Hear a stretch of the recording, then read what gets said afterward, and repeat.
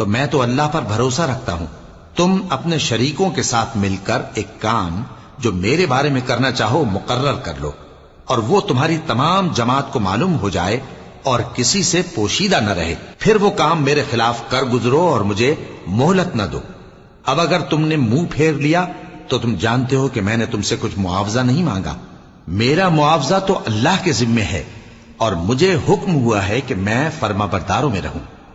फिर उन लोगों ने उनकी तकजीब की तो हमने उनको और जो लोग उनके साथ कश्ती में सवार थे सबको तूफान से बचा लिया और उन्हें जमीन में खलीफा बना दिया, और जिन लोगों ने हमारी आयतों को झुटलाया उनको गर्क कर दिया। तो देख लो कि जो लोग डराए गए थे उनका कैसा अंजाम हुआ।